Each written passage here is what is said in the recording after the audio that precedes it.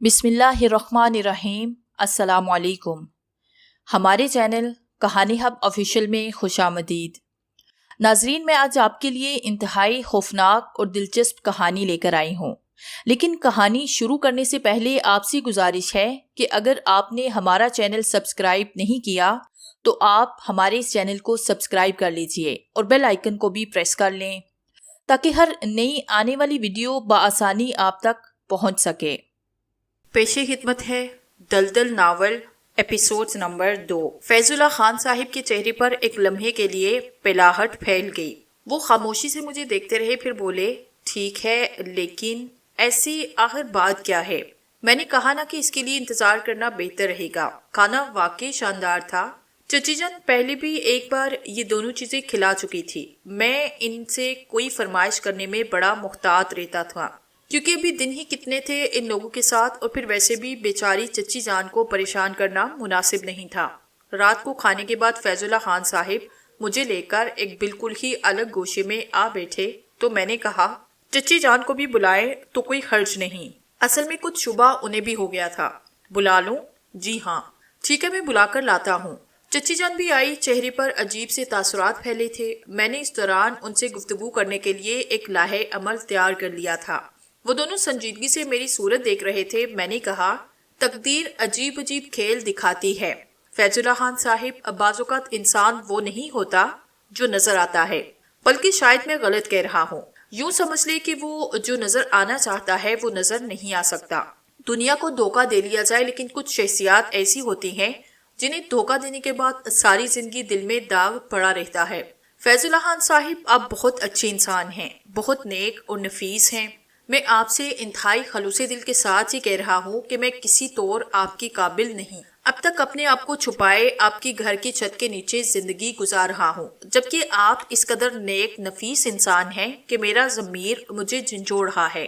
फैजुल्ला खान साहिब, आपको एक वादा करना होगा कि अगर उस्मा के बारे में मैं आपसे कुछ कहूँ तो इस बच्ची को एक भी तल्ख लफ्ज नहीं कहेंगे। आप मुझ पर बहुत भरोसा करती है, और खुदा की कसम अगर कोई ऐसी बात होती जिसे आसानी से नजरअंदाज किया जा सकता तो मैं कभी इस बच्चे के बारे में आपको कुछ भी ना बताता। असल में उस्मा ने मुझे बताया कि आपकी और चची जान के दिल में क्या है। फैजुल्ला खान साहिब, मुझे कोई तजुर्बा नहीं है दुनिया के खेल का, क्योंकि मेरी कोई भी बहन नहीं, भाई भी नहीं, माँ थी जो इस दुनिया से रुखसत हुई। बाकी मैं आपको जरा सी तफसील और बताऊंगा। नजमा और सोफिया दोनों ऐसी लड़कियां हैं कि खुदा से मेरी यही दुआ है कि उन्हें इनकी नेकियों का सिला दे और उन्हें ऐसे घर दे जहां वो जिंदगी की सारी खुशियों से हमकिनार हो। मैं इनमें से किसी एक के काबिल भी नहीं। आप ये समझ लीजिए कि खुले दिल से इन्हें बहन भी नहीं कह सकता। हालांकि मेरा दिल चाहता है कि पूरी सच्चाई के साथ इन्हें अपनी एक ऐसी बहन कहूँ जो अपनी माँ के शिकन से पैदा होती है। ऐसा ही प्यार है मुझे इनसे और इतनी ही इज्जत करता हूँ मैं इनकी। आपके दिल में ये ख्याल है कि मुझे इनमें से किसी की जिंदगी में शामिल करें। एक बाप और एक माँ की मजबूरी को मैं समझता हूँ। मेरी मजबूरी आप समझ लीजिए। माँ के साथ परवान चढ़ा, बाप के बारे में कभी इल्म ना हो सका कि उसने माँ को छोड़ दिया या मर गया। कोई बात पता न चल सकी थी मुझे, कभी तजस्सुस भी न रहा, इसलिए कि माँ ने हर वो कमी पूरी कर दी जो बाप के नाम के साथ पैदा होती है। आखिरकार माँ की बीमारी रंग लाई और जब वो मरने लगी तो उसने एक डायरी की निशानदेही की जो उसने हमेशा मुझसे छुपा के रखी, और उसमें अपनी दास्ताने खयात लिखती रहती थी। दर हकीकत मेरी माँ एक तवाइफ थी, एक तवाइफ की बेटी। लेकिन उस तवाइफ के घर एक शख्स आया, उसने उस औरत को खरीदा जो मेरी माँ थी। इन लोगों का तो खैर ये कारोबार था, वो बिकी, लेकिन वो शख्स जिसने मेरी माँ को खरीदा था एक अच्छी फितरत का मालिक निकला। उसने भरपूर रकम अदा करके मेरी माँ को मेरी नानी से खरीदा और एक मकान लेकर अलग रखा। लेकिन ये नेक नफसी का एक ऐसा मुजाहिरा था जो कभी कभी जज्बाती तौर पर हो जाता है। वो खुद एक खानदानी आदमी था और कुछ अरसे के बाद आखिरकार उसके खानदान ने उसकी शादी एक और जगह की। इब्तिदा में उसने माँ को बहुत कुछ दिया, लेकिन रफ्ता रफ्ता वो उसे भूल गया और फिर उसके बाद से कभी उसने मेरी माँ से राब्ता ना किया। मैं उसी की औलाद हूँ, लेकिन शायद कभी उसने जिंदगी में मेरी शक्ल भी ना देखी। वो जो कुछ कर चुका था उसके बाद मुतमिन हो गया था कि उसने अपना फर्ज पूरा कर दिया है। माँ ने मुझे एहसासी कमतरी का शिकार होने की वजह से कभी भी ना बताया, लेकिन मरते वक्त वो ये इंकशाफ कर गई بس آپ یہ سمجھے کہ میں ایک طوائف زادہ ہوں، میری رگوں میں کوئی اچھا خون نہیں، میں کسی ایسے خاندان میں شامل ہو کر اس کے خون کو گندا نہیں کرنا چاہتا جس میں آپ جیسے شریف لوگ ہوں۔ اگر اس گندے خون کو اپنے گھر کے دروازے پر دیکھنا پسند کریں گے تو مجھے اس بیٹھک میں پڑا رہنے دے۔ میں نے اپنا راز آپ کو صرف اس لیے بتایا کہ آپ کے ذہن میں میرے لیے بہت اچھے اور نیک خیالات آ رہے تھے۔ باقی دنیا سے اپنے آپ کو چھپاؤں گا، کسی کو نہیں بتاؤں گا کہ میں کون ہوں، کیونکہ اس کے بعد حقارت کی جن نگاہوں کا مجھے سامان کرنا پڑے گا وہ میرے لیے ناقابل برداشت ہوگا اور ممکن ہے میں جرم کی راہ پر نکل جاؤں۔ میں نے آپ کو اس لیے بتایا کہ آپ اپنا خون خراب نہ کریں۔ جہاں تک میری ان 3 بہنوں کا معاملہ ہے تو آپ یقین کریں کہ تمام حقیقت جاننے کے بعد بھی اگر آپ نے مجھے اپنے درمیان جگہ دی تو ان کے لیے ایک بھائی ہی کا کردار ادا کروں گا، ان کے لیے ایک اچھا رشتہ تلاش کروں گا۔ میری آواز بھرا گئی، چچی جان پھوٹ پھوٹ کر رونے لگی۔ چچا جان یعنی فیض اللہ خان صاحب کی آنکھوں سے بھی آنسو بہہ رہے تھے۔ پھر چچی جان اپنی جگہ سے اٹھی، میرے قریب پہنچی اور میرا سر اپنے سینے سے لگا کر بولی، خدا کی قسم تم پر بڑے بڑے شریف زادے قربان کیے جا سکتے ہیں، عورت ایک کمزور اور مجبور موجود ہے۔ کوئی کسی گھر میں پیدا ہو جائے تو پیدائش کے فوراً بعد ہی تو وہ اپنے گھر سے تعارف نہیں کر سکتا۔ اگر اس عورت نے جو ایک طوائف کی شکم سے پیدا ہوئی تھی بعد میں ایک مرد کے ساتھ اپنی ساری زندگی نبھائی تو پھر یہ کہنے میں کوئی آڑ نہیں کہ اس سے زیادہ کوئی شریف زادی اور نہیں ہو سکتی، کیونکہ کوئی پیشہ نہیں ہوتا، کوئی شیخیت نہیں ہوتی۔ بڑی بڑی امیر زادیاں، بڑی بڑی شریف زادیاں طوائف سے بدتر کردار ادا کرتی ہیں اور بڑے بڑے بد کردار گڑوں کی لڑکیاں نیک نفسی کی ایسی مثالیں قائم کرتی ہیں جن کے حوالے دیے جا سکتے ہیں۔ ویسے نجمہ اور صوفیہ کو تم اگر اپنی بہنوں کی طرح سمجھتے ہو تو خدا کی قسم صرف اس لیے نہیں کہ تم نے اپنی حقیقت بتائی، بلکہ صرف اس لیے کہ تمہارے دل میں اس کے لیے دوسرا جذبہ ہے، تم ان کے سرپرست، ان کے رکھوالے ہو، اور میں پوری خوشی کے ساتھ تمہیں اپنی اولاد کہتی ہوں۔ جو تم کہہ چکے اسے بس یوں سمجھو کہ ہمارے سینے کے قبر میں دفن رہنے دیا، باقی اور کچھ نہیں۔ تم اسی گھر میں رہو گے، اب تم اس گھر کے سرپرست ہو، اس کے باوجود ان دونوں بچیوں میں سے کسی کو اپنے قابل سمجھتے ہو تو جس کو تم کہو وہ تمہارے نکاح میں دے دو۔ تم دنیا کے اچھے سب سے اچھے خون ہو۔ فیض اللہ خان صاحب بولے، خدا کی قسم یہی الفاظ میرے بھی ہیں، تم میرے لیے لاکھوں گنا باعزت ہو گئے ہو، اور دیکھو اس کے بعد اس گھر سے جانے کا نام لیا تو میں خودکشی کر لوں گا۔ میں نے کہہ دیا تم سے۔ میں بھی اپنے آنسو نہ روک سکا، لیکن یہ آنسو ایک حسین مستقبل کا آغاز تھے۔ سب سے بڑی بات یہ تھی کہ اس خاندان نے میرے بارے میں سب کچھ جاننے کے باوجود مجھے قبول کیا تھا اور مجھے اتنا بڑا مقام دیا تھا۔ جو الفاظ مجھ سے کہے گئے تھے وہ میرے لیے بڑی حیثیت کے حامل تھے، لیکن بات وہی تھی، فیض اللہ خان صاحب خود انسان تھے۔ میں آپ سے حقیقت عرض کر رہا ہوں کہ اگر فیض اللہ خان صاحب مجھے یہ مقام نہ دیتے تو ہو سکتا تھا کہ کسی وقت میں منفی سوچ والا شخص بن کر اس دنیا کے خلاف کچھ کرنے کے بارے میں سوچ لیتا، لیکن ایک اچھے سچے انسان کی نگاہ نے ایک انسان کو جانور بننے سے روک دیا تھا۔ ایک نئی زندگی کا آغاز ہوا اور بڑی دلچسپی سے میں نے احمد صاحب کی اس شاندار کوٹھی میں اپنا کام جاری رکھا۔ میں بہت سی معاملات میں کافی آگے نکل گیا اور اب مجھے اپنے اندر ایک اعتماد سا محسوس ہوتا تھا۔ انسانوں کی طرح زندگی گزارنے کا موقع مل گیا تھا۔ اپنی ڈیوٹی سر انجام دینے کے بعد گھر آتا تو عظمیٰ میں گم ہو جاتا۔ اس بچی سے مجھے اولاد کی طرح محبت ہو گئی تھی، حالانکہ میں نہیں جانتا تھا کہ اولاد کیا ہوتی ہے، لیکن دل چاہتا تھا کہ اس پر اپنا سب کچھ قربان کروں۔ وہ مجھے بڑے پیار سے بھانجا کہا کرتی اور میں اسے خالہ۔ نجمہ اور صوفیہ بھی بہت لاجواب لڑکیاں تھیں، محبت کوٹ کوٹ کر بھری ہوئی تھی ان میں، اور وہ بھائیوں کی طرح مجھ سے پیش آئی تھی۔ شاید میرے کہے ہوئے الفاظ ان کے کانوں تک پہنچ گئے تھے، اور شریف خون شرافت سے سچائیاں قبول کر لے تو پھر اس کے رویے میں بہت کچھ پیدا ہو جاتا ہے۔ چنانچہ نجمہ اور صوفیہ میرا ہر طرح سے خیال رکھتی اور کبھی کبھی ان کی یہ محبت دیکھ کر میری آنکھوں میں آنسو آتے، میرے کپڑے مجھے استری کیے ہوئے ملتے، یہاں تک کہ کبھی کبھی مجھے میرے جوتے پالش کیے ہوئے ملے۔ ایک دن میں نے صوفیہ کو اپنے جوتے پالش کرتے ہوئے دیکھا اور سکتے کے عالم میں کھڑا رہا۔ صوفیہ کو پتہ نہیں تھا کہ میں آ گیا ہوں۔ اس نے مجھے دیکھا تو ایک لمحے کے لیے گھبرا سی گئی۔ میں نے پوچھا کہ کیا کر رہی ہو؟ پالش۔ صوفیہ کون ہو تم میری، یہ بتاؤ۔ جی میں کہتا ہوں کہ تم کون ہو میری۔ کون نہیں ہوں، وہ آہستہ سے بولی۔ نہیں، میں تمہاری زبان سے سننا چاہتا ہوں۔ بہن ہوں میں آپ کی۔ بے شرم بھائی ہوتے ہیں وہ جو بہنوں سے اپنے جوتے پالش کرواتے ہیں۔ آپ اس کا جواب سنیں، جس طرح آپ نے اپنے دل کی بات کہی، ہمیں بھی تو حق ہے نا کہ ہم دل کی بات کہیں۔ میں نے تعجب سے صوفیہ کو دیکھا۔ کیا بات ہے صوفیہ، کہو۔ ہمارا بھی تو کوئی بھائی نہیں، ہم اگر یہ سب کچھ کرتے ہیں تو اسے ہمیں بھی تو خوشی ہوتی ہے۔ میں ایک لمحے کے لیے ان الفاظ کے تاثر میں ڈوبا، پھر میں نے افسردہ لہجے میں کہا، میری بہنوں، کاش میں تمہیں زندگی میں کبھی تمہاری اس محبت کا جواب دے سکوں۔ جواب ہے، اور جواب یہ ہے کہ ہم جو کچھ کرتے ہیں آپ ہمیں کرنے دیا کریں اور اس پر کوئی نکتہ چینی نہ کیا کریں۔ ٹھیک ہے، آئندہ ایسا نہیں کروں گا، لیکن صوفیہ بیٹے خیال رکھنا، میں تم سے اس طرح کے کام نہیں کرانا چاہتا۔ اچھا، کم از کم میرے سامنے تم یہ نہ کرو۔ ہاں، اس بات کو تسلیم کیا جا سکتا ہے، صوفیہ نے کہا، اس گھرانے نے مجھے ایک نئی زندگی دے دی تھی۔ بڑی عجیب صورتحال تھی، میں ایسے محسوس کرتا تھا جیسے کوئی حسین خواب دیکھ رہا ہوں۔ ہمیشہ اس خوف کا شکار رہتا تھا کہ کہیں اس خواب سے میری آنکھ نہ کھل جائے، جو مل گیا ہے کہیں وہ چھن نہ جائے، بس اکثر اس خوف سے لرزتا رہتا تھا۔ احمد صاحب کی شاندار حویلی تھی۔ حویلی ہی کے گوشے میں آفس بنا ہوا تھا جہاں زمین، جائیداد، کاروں، کوٹھیوں اور بنگلوں کا حساب ہوتا تھا۔ فیض اللہ خان صاحب اکاؤنٹنٹ تھے، بلکہ ایک طرح سے یہ کہنا چاہیے کہ اس سارے کاروبار کے مینیجر تھے، اور احمد صاحب ان پر بڑا اعتماد کرتے تھے۔ میں نے بس ایک بار احمد صاحب کو دیکھا تھا، خشک سے چہرے والے ایک عمر رسیدہ آدمی تھے، مسکراہٹ کبھی ان کے ہونٹوں پر نہیں دیکھی گئی تھی۔ پرروب آدمی تھے، آتے تھے، کسی سے کچھ کہنا ہوتا کہتے چلے جاتے۔ ابھی تک میرا اور ان کا ایک بار بھی سامنا نہ ہوا۔ کوٹھی کی دوسری شخصیات بھی میرے سامنے آتی تھی، غالباً احمد صاحب کا اپنا خاندان تھا، لیکن خاص طور سے میں نے ایک لڑکی کو دیکھا جو جدید سے جدید لباس میں باہر نکلا کرتی اور اس کے چہرے پر عجیب تاثرات ہوا کرتے۔ بہت ہی تیز اور بدمزاج لڑکی تھی۔ کبھی کبھی اس کی دوست لڑکیاں کوٹھی میں آتی اور خوب دھما چوکڑی مچتی۔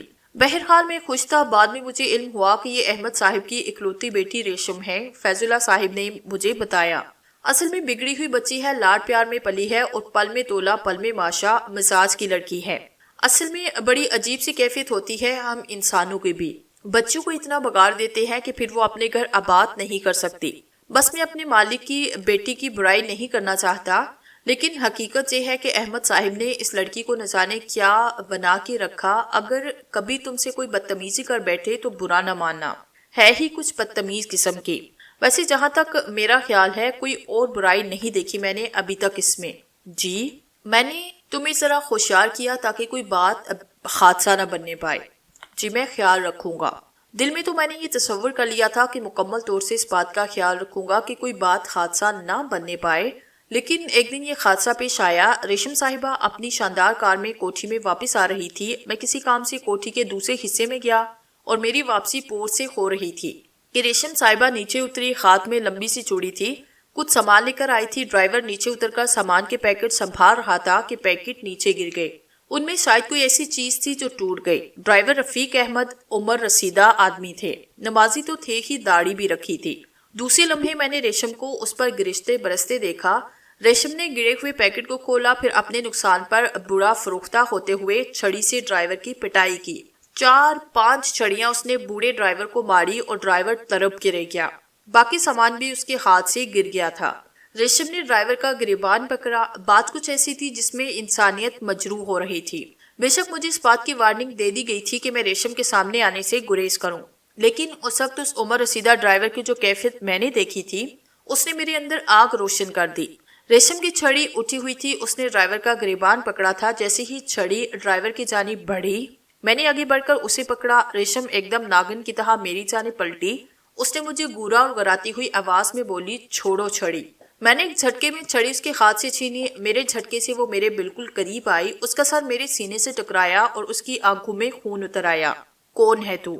اس نے گرائی ہوئی آواز میں کہا۔ جو بدتمیزی تم نے اس بزرگ کے ساتھ کی ہے، اس کے نتیجے میں دل تو میرا یہی چاہتا ہے کہ اس چھڑی سے تمہارے بدن کی ساری کھال اتار دوں، لیکن دفع ہو جاؤ۔ میرے مالک کی بیٹی ہو، نمک کھایا ہے تمہارے باپ کا میں نے۔ میری آنکھوں کے سامنے سے فوراً چلی جاؤ، ورنہ میں شاید تمہیں معاف نہ کر سکوں۔ اور پھر ریشم سے برداشت نہ ہو سکا۔ اس نے پوری قوت سے اپنا ہاتھ گھمایا۔ اگر میں اس کی کلائی نہ پکڑ لیتا تو یقیناً یہ تھپڑ میرے گال پر ہوتا۔ میں نے اس کا ہاتھ پکڑ کر زور سے جھٹکا اور پھر اس کے بعد دوسرے ہاتھ سے زوردار تھپڑ اس کے رخسار پہ رسید کیا۔ ڈرائیور جلدی سے آیا تھا۔ نہیں میاں نہیں، یہ ریشم بی بی ہے۔ نہیں میاں، یہ آپ نے کیا کیا؟ ریشم کے چہرے پر میں نے حیرت کے نقوش دیکھے تھے۔ وہ اپنے گال کو پکڑے کھڑی تھی اور اس کے بعد وہ تیز تیز قدموں سے چلتی ہوئی اندر چلی گئی۔ ڈرائیور نے مجھے دیکھا اور بولا، یہ تم نے کیا کیا؟ جو کیا بالکل ٹھیک کیا، اس پر بالکل شرمندہ نہیں ہوں میں۔ آپ اپنی زخموں کا علاج کریں، آپ کو کوئی نقصان نہیں پہنچے گا، یہ میرا وعدہ ہے۔ لیکن بیٹے تم میری پرواہ نہ کرے، میں دنیا کو جوتے کی نوک پہ مارتا ہوں، زیادہ سے زیادہ مجھے یہ لوگ یہاں سے نکال دیں گے، کیا بگاڑ لے گی یہ لڑکی میرا، دیکھ لوں گا جو کچھ ہوا ہے، آپ جائے بس جائے آپ یہاں سے۔ میں نے چھڑی کے کئی ٹکڑے کیے اور اسے وہیں پھینکا، پھر میں آفس میں واپس آیا۔ فیض اللہ خان صاحب کہیں آؤٹ ڈور گئے ہوئے تھے۔ میں خاموش بیٹھ کر سوچنے لگا کہ یہاں ملازمت کے تو خیر اب ممکنات نہیں، ویسے احمد صاحب بھی نہیں آئے تھے، لیکن ظاہر ہے دوسرے لوگ تو ہوں گے۔ ریشم میری دشمن بن جائے گی، اور دشمن بن کر وہ جو کچھ کرے گی وہ ایک الگ بات ہوگی۔ بہرحال یہ ساری باتیں اپنی جگہ، لیکن نوکری تو گئی۔ البتہ ایک بات کا خوف اور بھی تھا کہ اب جب ریشم کو یہ بات معلوم ہوگی کہ مجھے یہاں ملازمت دلوانے والے فیض اللہ خان صاحب ہے، تو فیض اللہ خان صاحب کی نوکری بھی چلی جائے گی۔ بہرحال ایک مشکل وقت آ پڑا تھا، لیکن جو کچھ میں نے کیا تھا اس سے میرا ضمیر بے حد اطمینان محسوس کر رہا تھا۔ فیض اللہ خان صاحب واپس آئے، لیکن میں نے ان سے کوئی تذکرہ نہ کیا۔ شام تک کوئی ایسا رد عمل ظاہر نہ ہوا، بلکہ دو ملازماؤں نے وہ ٹوٹی پھوٹی چیزیں اٹھائی۔ بیچارہ ڈرائیور بھی خاموش تھا، اور شاید ہم دونوں ہی کسی طوفان کی آمد کو محسوس کر رہے تھے۔ فیض اللہ خان صاحب نے واپسی پر شاید میری محسوس کی خاموشی، وہ مجھ سے کہنے لگے کیا بات ہے، طبیعت تو ٹھیک ہے نا؟ میں نے ایک لمحے کو سوچا، پھر خاموشی اختیار کی۔ دل میں سوچا میں نے کہ جب تک کسی صورتحال کا سامنا نہ کرنا پڑے مجھے اس بات کو چھپائے رکھنا چاہیے۔ بہرحال یہ ساری باتیں ہوئی۔ گھر میں آنے کے بعد میں نے اپنا رویہ بدلا۔ عظمیٰ خالہ اپنے معاملات میں مصروف تھی اور اکثر مجھ پر احکامات چلایا کرتی۔ ساری رات میں کروٹیں بدلتا رہا اور یہ سوچتا رہا کہ اب دیکھتے ہیں کیا ہوتا ہے۔ لیکن دوسرا دن گزرا اور پھر تیسرا دن بھی گزرا، کوئی ایسی بات نہ ہوئی۔ مجھے شدید حیرت ہوئی تھی۔ اس دوران میں نے ریشم کو باہر نکلتے نہیں دیکھا، لیکن تیسرے دن جب میں کسی کام سے جا رہا تھا، ایک ملازمہ میرے پاس آئی۔ اندر کی ملازمہ تھی۔ اس نے کہا صاحب جی آپ کو چھوٹی بی بی بلا رہی ہیں۔ میرے اوسان خطا ہو گئے۔ میں نے آہستہ سے کہا کہاں ہے وہ بڑے باغ میں پھولوں کی کنج کے پاس۔ ٹھیک ہے میں آ رہا ہوں، میرے ساتھ ہی چلیے، وہ بولی۔ میں نے اپنے سامنے رکھا ہوا رجسٹر بند کیا۔ فیض اللہ خان صاحب یہاں اس وقت موجود نہ تھے اور کسی کام سے آؤٹ ڈور گئے ہوئے تھے۔ بہرحال میں آہستہ قدموں سے چلتا ہوا وہاں پہنچا جہاں مجھے اشارہ کیا گیا۔ ریشم ایک خوبصورت لباس میں ملبوس سنگ مرمر کے ایک خوبصورت بینچ پر بیٹھی تھی۔ میں نے پہلی بار اسے غور سے دیکھا۔ بے حد حسین لڑکی تھی، لیکن پھر اس نے مسکراتے ہوئے کہا آؤ تمہارے بارے میں بہت کچھ معلوم کر چکی ہوں، تمہارا نام شامی ہے نا؟ جی چھوٹی بیگم صاحبہ۔ چھوٹی بیگم؟ کیا فضول لفظ استعمال کر رہے ہو؟ ریشم ہے میرا نام۔ جی ریشم صاحبہ، تم سے کچھ باتیں کرنا چاہتی ہوں۔ بہت غور کیا اس دوران میں نے، اور غور کرنے کے بعد یہ فیصلہ کیا کہ اس دن غلطی میری تھی اور مجھے تم سے اس غلطی کی معافی مانگنی چاہیے۔ میں پھٹی پھٹی نگاہوں سے اسے دیکھ رہا تھا۔ وہ مسکرائی، پھر بولی کیا خیال ہے، معاف کرنے کے موڈ میں ہو تم؟ یہ آپ کی بڑائی ہے ریشم صاحبہ، میں تو اسی وقت سے اس بات کا منتظر تھا کہ کب مجھے سزا ملتی ہے اور میرے ساتھ کوئی برا سلوک ہوتا ہے، مجھے تو اسی کا انتظار تھا۔ یقین کرو اپنی پوری زندگی میں نے کبھی تصور بھی نہ کیا تھا کہ کوئی میرے رخسار پر ایک تھپڑ بھی مار سکتا ہے۔ بچپن سے پھولوں میں پلی بڑی ہوں، لیکن بس کیا کہوں اور کیا نہ کہوں۔ خیر اب تو مجھے یہ بتاؤ کہ مجھے معاف کرنے کے موڈ میں ہو یا ابھی نہیں؟ معافی میں آپ سے چاہتا ہوں، اصل میں بزرگ ڈرائیور تھے، آپ نے اچھا خاصا زخمی کر دیا انہیں۔ آج کے بعد کبھی کسی کو مجھ سے یہ شکایت نہ ہوگی، میں تم سے یہ وعدہ کرتی ہوں۔ تب پھر میں یہی کہوں گا کہ آپ اندر سے بہت بڑی ہیں، ورنہ آپ کو اختیار تھا کہ آپ میرے ساتھ جو سلوک چاہیں کرتی، یہ آپ کی بڑائی ہے۔ ایک بات کہوں؟ جی کہیے۔ مرد کے ہاتھ کا تھپڑ عورت کے لیے ایک عجیب و غریب حیثیت رکھتا ہے۔ بات اصل میں صرف یہ تھی کہ زندگی میں جو چاہا حاصل کیا، لیکن بعد میں یہ اندازہ ہوا کہ بہت سی باتیں ایسی ہوتی ہیں جو چاہی نہیں جاتی، اگر کبھی خود بخود ہو جائیں تو الگ بات ہے۔ جی اچھا یہ بتاؤ اپنی اصلاح کے لیے تمہیں کیا انعام دو؟ آپ نے ایک وعدہ کر کے مجھے سارا انعام دے دیا۔ وعدہ کر کے؟ ہاں کیا وعدہ کر کے؟ یہ کہہ کے کہ آئندہ آپ کسی کے ساتھ خراب رویہ نہیں رکھیں گے۔ وہ مسکرانے لگی، پھر بولی ڈرائیونگ آتی ہے؟ جی بالکل آتی ہے۔ تو پھر میرے ساتھ کہیں گھومنے چلو، میں اس سلسلے میں خود کوئی وقت فراہم کروں گی۔ میرے اور آپ کے درمیان مالک اور ملازم کا رشتہ ہے، مجھے اس قدر اہمیت نہ دے۔ دیکھو میں پڑھی لکھی لڑکی ہوں، تم بھی پڑھے لکھے آدمی ہو، ایسی کوئی بات کبھی نہ کرنا میرے سامنے۔ جو کچھ تم نے کیا بس تم یہ سمجھو کہ اس نے میری کایا پلٹ دی۔ اب اتنا تو کم از کم حق دو کہ میں تم سے اپنی کسی خواہش کا اظہار کر سکوں۔ جی میں کبھی انکار نہیں کروں گا اگر مجھے آپ نے اس کے لیے حکم دیا۔ Okay thank you very much. اور پھر ایک دن ریشم میرے پاس آئی، دفتر میں ہی آئی تھی۔ آ کر اس نے کہا احتشام صاحب۔ میں جلدی سے اٹھ کر کھڑا ہوا، وہاں اور بھی افراد اسی طرح کھڑے ہو گئے۔ وہ اصل میں ڈرائیور چھٹی پر گیا ہوا ہے، آپ کو ذرا میرے ساتھ چلنا ہوگا، کچھ کام ہے۔ جی اس وقت فیض اللہ خان صاحب بھی موجود تھے۔ انہوں نے کہا ڈرائیونگ کر لو گے؟ جی ہاں مجھے معلوم ہے، یہ ڈرائیونگ کر لیتے ہیں، ریشم نے میرے بجائے جواب دیا۔ فیض اللہ خان صاحب خاموش ہوئے، لیکن ان کے چہرے پر تشویش کے آثار تھے۔ ریشم خاموشی سے باہر نکلی، میں اس کے پیچھے چل پڑا، لیکن نہ جانے کیوں زمین میں کھلبلاہٹ ہو رہی تھی۔ ایک عجیب سا احساس دل میں ہو رہا تھا، یوں لگ رہا تھا جیسے کچھ ہونے والا ہے، کیا اس کا کوئی صحیح اندازہ نہیں لگا سکتا تھا۔ بہرحال بیچارہ سٹارٹ کر کے چل پڑا۔ باہر نکلنے کے بعد ریشم نے کہا سائیڈ میں گاڑی روکو، میں تمہارے برابر آ کر بیٹھنا چاہتی ہوں۔ میں نے ایک لمحے کے لیے اسے عجیب سی نگاہوں سے دیکھا، لیکن بہرحال اس کے حکم کی تعمیل کرنا تھی۔ میں نے کہا کہاں جائیں گی؟ ساحل سمندر۔ میں خاموشی سے گاڑی گیئر میں ڈال کر آگے بڑھ گیا تھا۔ ریشم خاموش تھی، میری اتنی ہمت نہ تھی کہ میں اس سے کچھ پوچھتا، لیکن میرے اندر کی بے چینی نہ جانے کیوں مجھے احساس دلا رہی تھی۔ ریشم کے ہونٹوں پر ایک پراسرار مسکراہٹ کھیر رہی تھی۔ آخرکار ہم سمندر پر پہنچے۔ میں نے ریشم سے پوچھا کدھر چلوں ریشم صاحبہ؟ وہ جو سرخ خط نظر آ رہا ہے، جی وہ ہمارا ہے، ادھر چلوں؟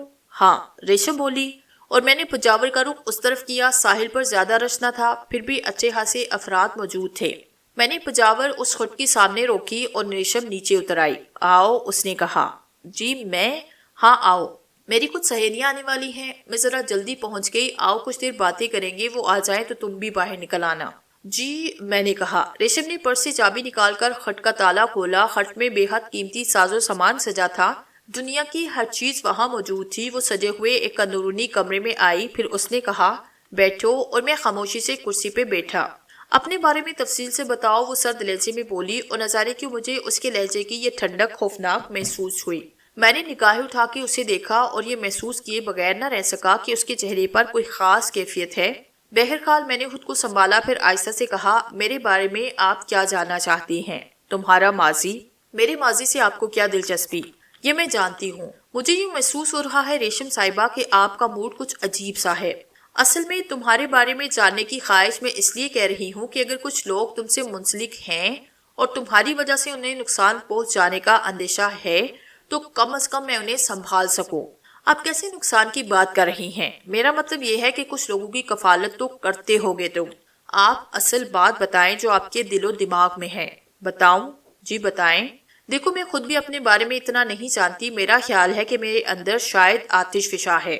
میں اس زندگی میں ایک بار جس سے نفرت کرتی ہوں اس سے صرف نفرت کرتی ہوں۔ اگر کوئی مجھ سے ٹکرانے کی کوشش کرے تو میں اس پر کوئی حملہ نہیں کرتی، بلکہ انتظار کرتی ہوں ایک ایسے وقت پر جب میں اس پر ایک کاری وار کروں، ایسی ضرب لگاؤں جس پر اس کے پاس کوئی جواب نہ ہو، اور اس وقت وہ محسوس کرے کہ واقعی میرے خلاف کوئی عمل کر کے اس سے غلطی ہوئی ہے۔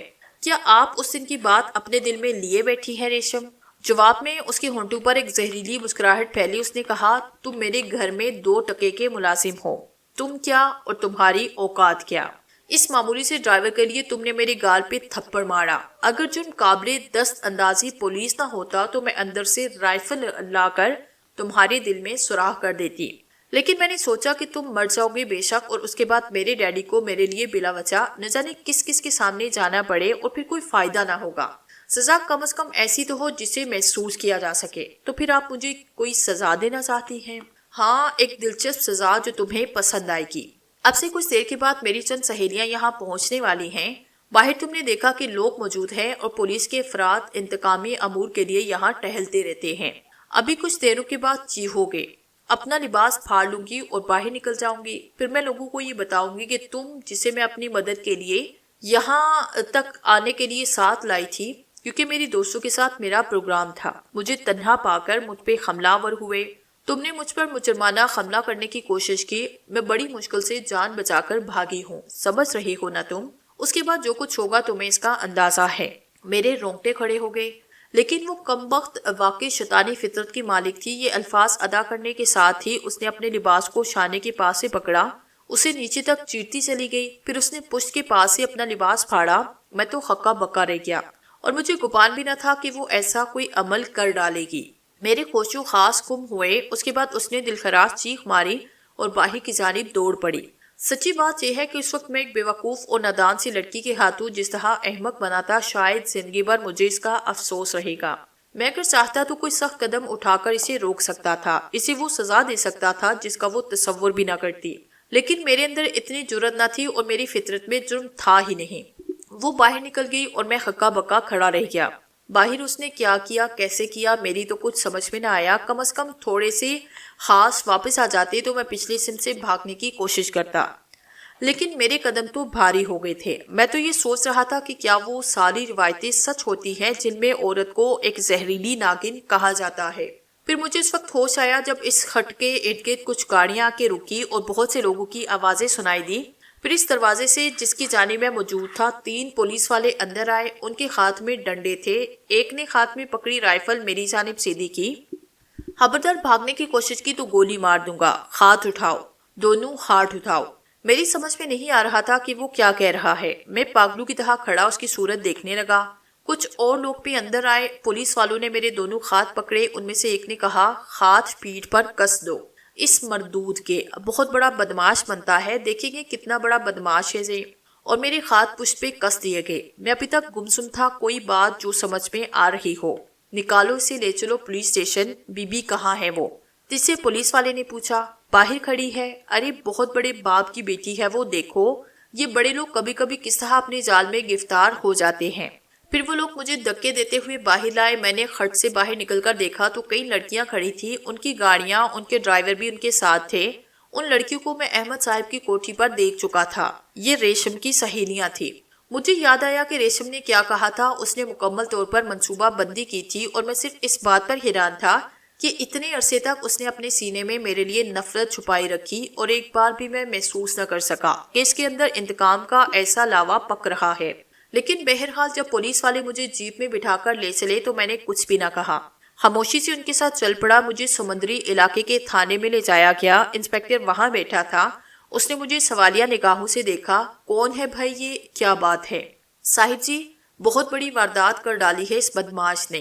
کیا واردات کی ہے؟ بٹھاؤ اسے بینچ پر، انسپکٹر صاحب نے کہا۔ صاحب جی، اس نے ایک بہت بڑے آدمی کی عزت پر ہار ڈالا ہے۔ اچھا، کون ہے وہ بڑا آدمی؟ صاحب جی، یہ ایڈریس دیا، اس لڑکی نے اپنا عزت لوٹ رہا تھا اس کے چیخنے چلانے پر ہم عین وقت پر پہنچے۔ پورا قصہ بتاؤ کیا ہے؟ صاحب جی، اس کے ہاں نوکری کرتا ہے، اس نے اپنی سہیلیوں کے ساتھ پکنک پر یہاں آنا تھا، وہ اس کے ساتھ آئی، اس کی سہیلیاں اس وقت تک نہیں پہنچی۔ اس بندے نے سوچا کہ موقع سے فائدہ اٹھایا جائے، چنانچہ ہٹ میں اس نے اس کی عزت پر ہار ڈالا، کپڑے پھاڑے۔ وہ تو اتفاق کی بات تھی کہ اسے باہر نکلنے کا موقع مل گیا۔ لڑکی کہاں ہے؟ کارڈ دکھاؤ، انسپکٹر نے کہا، اور سپاہی نے کارڈ انسپکٹر کے سامنے پیش کر دیا۔ ارے واقعی یہ تو بہت بڑے آدمی ہے، میں نہیں جانتا ہوں، مر گیا سالہ، یہ بھی نہیں دیکھا کہ کس کی بیٹی پر ہار ڈال رہا ہے۔ میرے لیے کوئی جواب دینا ممکن نہیں تھا۔ انسپکٹر نے کرائی ہوئی آواز میں کہا، ڈال دو اسے لاک اپ میں، یہ تو بڑا کیس ہو گیا، مجھے خود دیکھنا پڑے گا۔ میں خاموش ہوا۔ اس کے بعد مجھے لاک اپ میں ڈال دیا گیا۔ لاک اپ میں اس وقت میرے علاوہ کوئی موجود نہ تھا۔ سلاخوں کے پیچھے پہنچنے کے بعد میں نے تمام حالات پہ غور کیا، اور تحمل و دانش نے مجھے سمجھایا کہ بیچارے فیض اللہ صاحب بھی میرے لیے اس وقت کچھ نہ کر سکیں گے۔ جو کچھ اس لڑکی نے کیا وہ واقعی ایک ایسا قدم ہے جس سے مجھے بہت بڑا نقصان پہنچ سکتا ہے۔ بہرحال تقدیر کے فیصلوں کا انتظار کرنا تھا۔ انسپکٹر صاحب روانہ ہو گئے اور اپنی کارروائی کرنے چل پڑے۔ شام کو 4 بجے تک مجھے انتظار کرنا پڑا۔ 4 بجے کچھ افراد اس راہداری سے گزرتے ہوئے نظر آئے، اور ان کے ساتھ فیض اللہ خان صاحب بھی دیکھ کر خاموشی سے کھڑے ہو گئے۔ پہلی بار میں نے احمد صاحب کو دیکھا، شاید وہ بھی واپس آئے۔ اچھی خاصی شخصیت کے مالک تھے۔ فیض اللہ خان صاحب کا چہرہ دیکھا جو سرخ تھا، اس پر ایک عجیب سی کیفیت تھی۔ احمد صاحب میرے سامنے آئے، ان کی آنکھوں میں نفرت کے چراغ روشن تھے۔ انسپکٹر ان کے سامنے بڑا باادب کھڑا تھا۔ اس نے گرائی ہوئی آواز میں کہا، اور لاٹ صاحب کے بچے اٹھ کر ادھر آ، مالک کو نہیں پہچانتا؟ مالک کے کتے؟ میں خاموشی سے اپنی جگہ کھڑا ہوا اور سلاخوں کے پاس آیا۔ احمد صاحب نے کہا، میں اس لڑکی کا باپ ہوں جس پر تو نے دست درازی کی ہے، بے شرم بے غیرت، ایک شریف آدمی کو بھی اپنی غلاظت میں ملوث کر ڈالا۔ فیض اللہ خان صاحب، مجھے آپ پر بڑا بھروسہ تھا، کم از کم میرے گھر میں اگر آپ اس شخص کو لے کر آئے تھے تو آپ کو اتنا اطمینان تو ہونا چاہیے تھا کہ آپ اس پر پورا اعتماد کر لیتے۔ احمد صاحب زندگی کے 30 سال گزارے ہیں آپ کے ساتھ، اور آپ کو اس بات کا علم ہوگا کہ ان 30 سالوں میں میں نے کبھی کوئی مجرمانہ عمل نہیں کیا۔ میں نے آپ سے کہا تھا کہ بات وہ نہیں جو سمجھائی جا رہی ہے۔ آپ خود بھی جانتے ہیں کہ آپ کی بیٹی، جسے میں آج آپ کی بیٹی کہنے کے لیے مجبور ہوں، کس قدر تند مزاج ہے۔ اصل بات اگر چاہے تو پوچھ لیجئے، اور نہ چاہے تو پھانسی لگوا دیجئے اسے۔ اس کی قسمت میں یہ ہے تو یہی صحیح۔ گویا آپ اس بات سے انکار کر رہے ہیں کہ ریشم نے جو کچھ کہا ہے وہ غلط ہے۔ 100% غلط ہے احمد صاحب، 100% غلط۔ پولیس تو آپ کی مٹھی میں ہے۔ آپ کے الفاظ کی تردید کرنے کے الزام میں مجھے کم از کم سزائے موت ہونی چاہیے، لیکن آپ کا کیا خیال ہے؟ میری رگوں میں دوڑتا ہوا نمک میری قید میں بھی میرا ساتھ دے گا؟ سنیے، جو کچھ میں کہہ رہا ہوں اسے غور سے سنیں۔ اچھا خاموش ہو جائیں، آپ جذباتی ہو رہے ہیں، ایک سچ کو جھوٹ ثابت کرنے کی کوشش کر رہے ہیں۔ اگر مناسب سمجھے تو صرف ایک بار اس سے پوچھیں، صرف ایک بار پوچھیں۔ اور سنو بیٹے، میں دنیا کی سب سے بڑی قسم کھا کر کہتا ہوں کہ مجھے تمہاری بے گناہی کا یقین ہے۔ میں جانتا ہوں تم کیا ہو، اور کوئی جانے یا نہ جانے۔ سنو، بات کتنی ہی اہمیت کی حامل ہو، حقیقت بتاؤ، بالکل حقیقت۔ اور اس وقت تم نہ بولے تو فیض اللہ صاحب کی آواز بھرا گئی۔ میں سیدھا کھڑا ہوا۔ میں نے کہا، کافی دن پہلے کی بات ہے، ریشم بی بی ڈرائیور کے ساتھ کچھ سامان لے کر آئی تھی۔ جب ڈرائیور وہ سامان اتار رہا تھا تو اس کے ہاتھ سے کچھ پیکٹ گرے۔ ریشم بی بی نے چھڑی نکال کر ڈرائیور کی مرمت شروع کی۔ بزرگ آدمی تھے، مجھ سے برداشت نہ ہو سکا۔ میں نے جا کر ریشم بی بی کو وہ چھڑی پکڑی۔ اس پر انہوں نے مجھے برا بلا کہا، بہت ہی غلط الفاظ استعمال کرتے ہوئے میرے منہ پر تھپڑ مارنے کی کوشش کی، جسے میں برداشت نہ کر سکا، اور میں نے خود ان کے منہ پہ تھپڑ مارا۔ اس کے بعد وہ چلی گئی، لیکن بعد میں انہوں نے مجھ سے آ کر معافی مانگی اور کہا کہ غلطی ان کی تھی۔ واقعی اس بوڑھے شخص پر انہیں ہاتھ نہیں اٹھانا چاہیے تھا۔ میں نے خود بھی ان سے معافی مانگی اور کہا کہ میں جذباتی ہو گیا تھا۔ اس کے بعد معاملات ٹل ہو گئے۔ وہ جب بھی مجھے نظر آتی مہربانی کی نگاہوں سے دیکھتی۔ آج انہوں نے مجھ سے کہا کہ انہیں یہاں آنا ہے۔ ڈرائیور موجود نہیں، چنانچہ میں انہیں لے کر چلوں۔ اس بات کی گواہ فیض اللہ خان صاحب اور آفس کے دوسرے لوگ بھی ہیں۔ وہ مجھے یہاں لائی، اور یہاں لانے کے بعد جب اس خٹ میں داخل ہوئی، انہوں نے مجھ سے کہا کہ اگر میں یہ سمجھتا ہوں کہ گال پر تھپڑ کھانے کے بعد انہوں نے مجھے معاف کر دیا ہوگا تو یہ غلط ہے۔ آج وہ مجھ سے اپنا انتقام لینا چاہتی ہیں۔ اس کے بعد انہوں نے اپنا لباس پھاڑا۔ یہ ہے اصل واقعہ۔ میرے پاس کوئی اہم ثبوت نہیں سوائے اس کے کہ ڈرائیور سے اس دن کے واقعے کے بارے میں پوچھ لیا جائے۔ اگر وہ تصدیق کرے، اسے جھوٹا سمجھا جائے تو اس کے جسم پر چھڑیوں کے نشانات دیکھ لیے جائیں۔ بس اپنی صفائی میں اور کوئی لفظ نہیں ہے میرے پاس۔ اچھی کہانی گڑھی ہے اس نے۔ اچھی کہانی ہے، لیکن فیض اللہ خان صاحب، آپ سے مجھے یہ امید نہ تھی۔ ارے چھوڑیے احمد صاحب، 3 بیٹیاں ہیں میری، بیوی ہے میری۔ پورے گھر کو پھانسی پر چڑھوا دیجیے۔ تھوکتا ہوں آپ کی نوکری پر اور آپ کے نمک پر۔ مجھ پر یقین نہیں کیا آپ نے۔ ٹھیک ہے، آپ سب ایک جیسے ہوتے ہیں۔ فیض اللہ خان صاحب تیز تیز قدموں سے وہاں سے چل پڑے۔ میں ان سے کچھ کہنا چاہتا تھا، لیکن بہرحال بات بگڑ چکی تھی۔ سب لوگ چلے گئے۔ میں سمجھ گیا تھا کہ اب میرا پرسان حال کوئی نہیں، لیکن میرا خیال غلط نکلا۔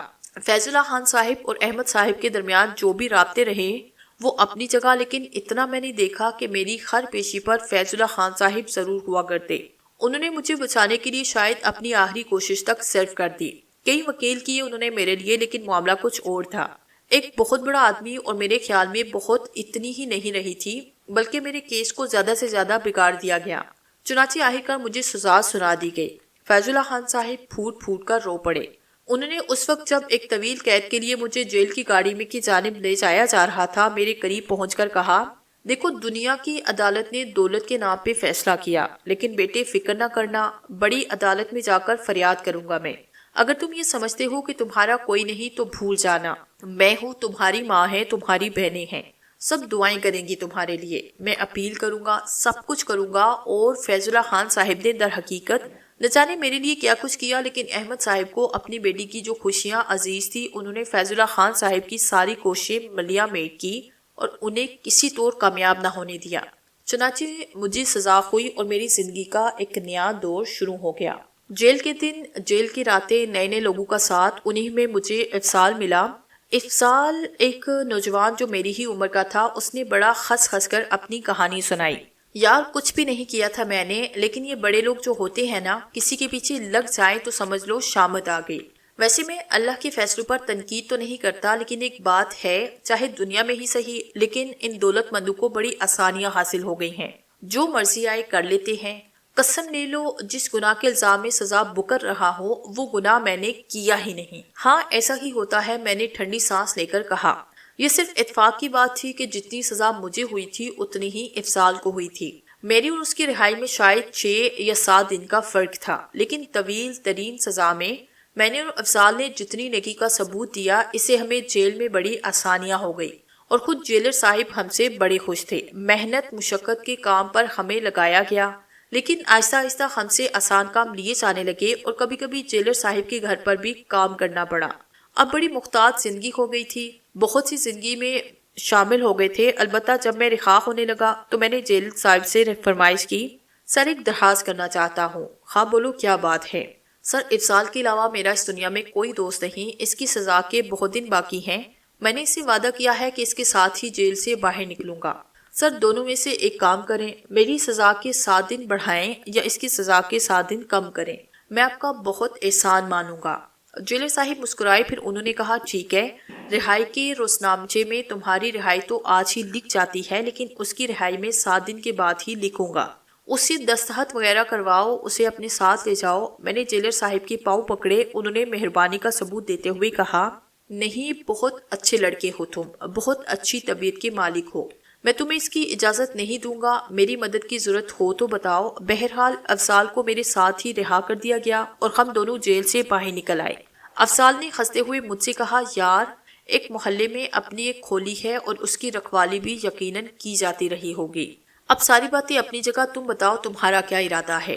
افضال تم مجھے بتا چکے ہو کہ دنیا میں تم بھی تنہا ہو، دیکھیں گے دوست کی زندگی نے آگے کیا مقدر میں لکھا۔ بات کروں گا میں تم سے، ساری بات کروں گا، لیکن ابھی نہیں، یہاں سے میں اس گھر میں جانا چاہوں گا جس کے بارے میں تمہیں بتا چکا ہوں۔ ظاہر ہے اس قید کے دوران میں نے افضال کو اپنی ساری حقیقتیں بتائی تھی۔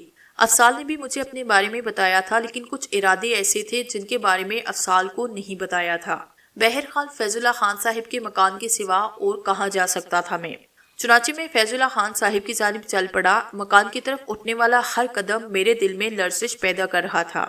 آخرکار میں اس دروازے پر پہنچا، گھنٹی بجائی تو ایک عمر رسیدہ آدمی نے دروازہ کھولا۔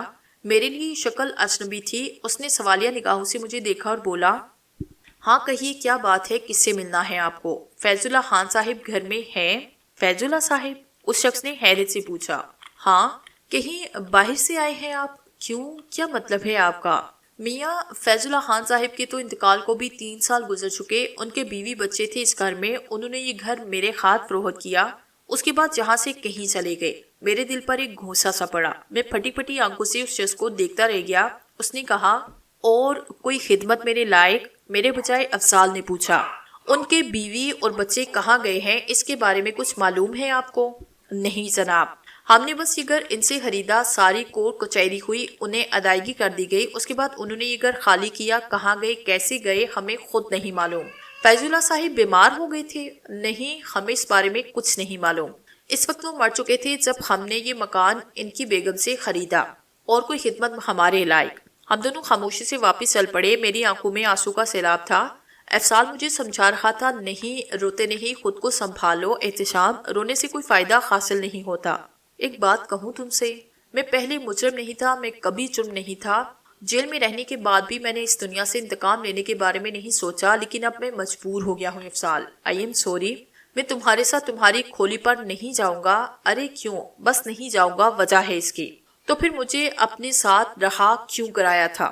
جانتے ہو میرا بھی اس دنیا میں کوئی نہیں، اور 7 دن گزار لینے دیتے، کم از کم یہ تو نہ سوچتا کہ مجھے بھی کسی کا سہارا حاصل ہو گیا ہے۔ افضال، فیض اللہ خان صاحب میری وجہ سے موت کی آغوش میں پہنچے، میری نحوست نے وہ گھر برباد کیا اور میری منحوست تمہیں برباد کرے گی۔ تو میری جان، میں تمہاری نحوست کے ہاتھوں برباد ہونا چاہتا ہوں، اب تم فضول باتوں کو ذہن سے نکالو۔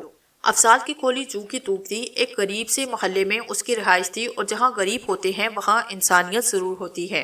کچھ بزرگوں نے کہا تھا تمہیں تو 7 دن کے بعد رہا ہونا تھا، ہم نے تو جیل پر تمہیں خوش آمدید کہنے کا پروگرام بنایا تھا۔ اس نے کہا آپ کی محبت مجھے زندہ رکھے گی ندیم چچا، آپ ہی کے لوگوں کے سہارے جیوں گا بس۔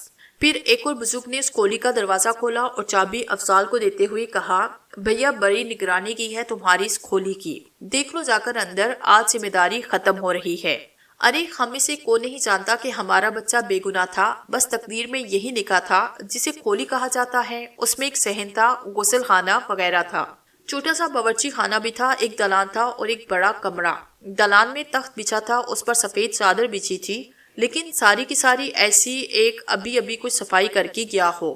افضال نے روندی کی آواز میں کہا، خدا کی قسم ان لوگوں نے میرا بھرپور ساتھ دیا، لیکن مجھے اتنی امید نہ تھی۔ یہ سب کچھ جس طرح صاف ستھرا نظر آ رہا ہے، ندیم چچا کی بچیاں ہی کرتی رہی ہوں گی۔ میں زاروں کی طرح رونے لگا، مجھے اپنی چھوٹی سی خالہ یاد آنے لگی، نجمہ اور صوفیہ یاد آئی، چچی جان یاد آئی۔ ماں تو اس دنیا سے روٹھ گئی تھی، جبکہ ان لوگوں کے زوال کا ذمہ دار میں تھا۔ اور پھر رفتہ رفتہ میری آنکھوں میں خون اترا۔ میں نے افضال سے کہا، افضال میں تمہیں ساری تفصیل بتا چکا ہوں، ساری تفصیل بتا چکا ہوں میں تمہیں۔ وہ لوگ اگر بہتر حالت میں ہوتے تو یقینی طور پر فیض اللہ خان صاحب مجھ سے کہتے کہ جو ہوا ہے اسے معاف کر دیا جائے، لیکن اب صورتحال بدل گئی ہے۔ افضال صرف ایک ہی کام کرنا چاہتا ہوں۔ کیا؟ میں اس لڑکی کو بے آبرو کروں گا۔ یوں سمجھ لو کہ جس الزام کے لیے مجھے سزا دی گئی ہے، میں وہ جرم کیے بغیر نہیں رہ سکوں گا۔ افضال سوچ میں پڑا، پھر اس نے آہستہ سے کہا، ایسا کرو، ابھی تھوڑا صبر کرو۔ دیکھو دنیا بے شک بہت وسیع ہے، لیکن انسان جب اپنے طور پر کچھ سوچتا ہے تو اس کی تکمیل ہو ہی جاتی ہے۔ فیض اللہ خان صاحب کے اہل خاندان کے ہی چلے گئے، تمہیں انہیں تلاش کر کے ان کا سہارا بن سکتے ہو، بجائے اس کے کہ ایک بار پھر جرم کر کے جیل کا رخ کرو۔ نہیں، جو کچھ بھی ہو میں اب برداشت نہیں کر سکتا۔ تم یوں کرو، تھوڑا سا صبر کرو، یہ ذمہ داری مجھے سونپو، میں دیکھتا ہوں، صورتحال معلوم کرتا ہوں، اس کے بعد تمہیں بتاؤں گا۔ بہرحال افضال نے مجھے کسی نہ کسی طرح تیار کیا۔ میں نے اسے اجازت دی کہ وہ ان لوگوں کے بارے میں معلومات حاصل کرے۔ افضال مصروف ہوا، میرے لیے اس کے علاوہ کوئی چارہ کار نہ تھا کہ میں کھولی میں رہ کر انتظار کرتا۔ افضال واپس آیا، اس نے مجھے کچھ تفصیل بتائی۔ احمد صاحب ملک سے باہر گئے ہیں، اب سے 2 سال پہلے ریشم کی شادی ہو چکی ہے، اس وقت وہ امریکہ میں ہے اپنے شوہر کے ساتھ۔ بہرحال اب تم خود دیکھو کیا کرو گے، اس گھر میں آگ لگاؤ گے، کوئی فائدہ نہ ہوگا۔ میں جانتا ہوں کہ ان لوگوں نے تمہارے اوپر ظلم کیا، لیکن یہ بھی جانتا ہوں کہ میں تم اپنی زندگی بیکار نہیں بناؤ گے۔ اس معاشرے میں اپنے لیے ایک مقام بنانے کی کوشش کرو، بلکہ اگر میری مانو تو اس طرح اپنا مقام بناؤ کہ ایک دن احمد صاحب خود تمہارے قدموں میں جھکے۔ میں ہنسنے لگا، میں نے کہا، رکھنا پسند کرو گے؟ جواب میں افضال کی آنکھوں میں آنسو آئے، کہنے لگا، اب بھی یہ سوال کرنا ہے تمہیں مجھ سے؟ میں خاموش ہوا، پھر رفتہ رفتہ میرے ذہن میں سکون اترنے لگا۔ میں نے سوچا کہ ٹھیک ہے، دنیا نے میرے ساتھ جو کچھ بھی کیا وہ ایک الگ عمل ہے، لیکن واقعی انسان اگر خودکشی نہ کرنا چاہتا ہو تو پھر کچھ نہ کچھ کرے۔ ہاں، انتقام کے جذبے کو ضرور زندہ رکھنا چاہیے۔ میں معاشرے میں اپنے لیے کچھ کرنے کی کوشش کروں گا، لیکن یاد رکھوں گا کہ ریشم نے مجھ سے وہ گھر چھینا جو میرا اپنا گھر بن چکا تھا۔